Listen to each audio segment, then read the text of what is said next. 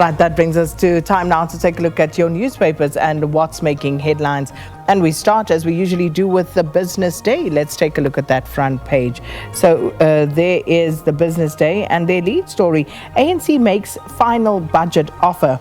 Latest deal includes various measures to grow the economy. Now, the ANC on Tuesday shared a final offer for a budget agreement with the DA ahead of a crucial vote in Parliament today. And that leaves the parties just hours to find each other in tense talks that were escalated to President Cyril Ramaphosa and DA leader John Steenhuisen for a resolution on Tuesday.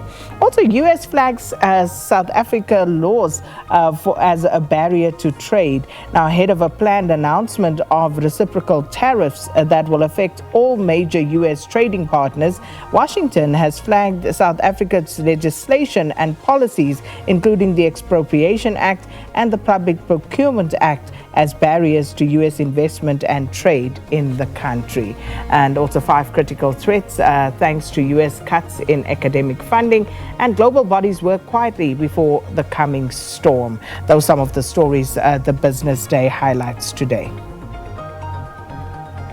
On to the Star now.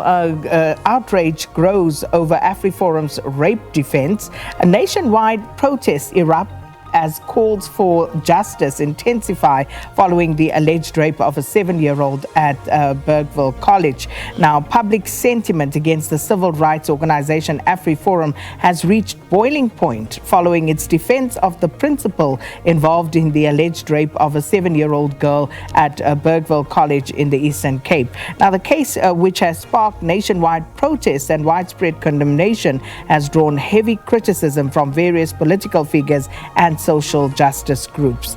And Mazia completes timely demolition of a burnt parliament. The reconstruction of parliament can now officially begin, and this following the successful demolition of the fire-ravaged National Assembly and Old Assembly buildings by Mazia General Services. And at the bottom there, the DPWI, DOH and Hero Works on solid ground for collaboration. The AB Kuma building has finally resolved the staff turnaround, moral and productivity challenges that Department of Health has experienced over the years. And I think that's meant to be morale. And that's the front page of the morning's Star. All right. Also, the Citizen budget do or die day. Now, while the DA and the ANC are close to striking a deal on the budget, the DA wants the ANC to make concessions and not operate like it's still the majority party. But experts say after the ANC consulted parties outside the GNU, opportunists could take advantage of the situation. Also, Prince involved in cover-up.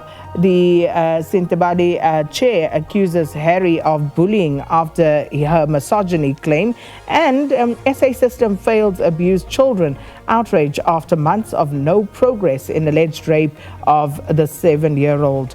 And picture there of 20-month-old Marik Rajab after morning prayers yesterday at the Nizamiya Mosque in Midrand, celebrating Eid al-Fitr, marking the end of the holy month of Ramadan. And finally, we have the Sowetan. Now, the picture there of anti-GBV protesters making their feelings known during a march in the Johannesburg CBD yesterday to denounce the rape of a 7-year-old Eastern Cape girl. Now, surge in sex pest teachers as outrage grows over the rape of that 7-year-old pupil.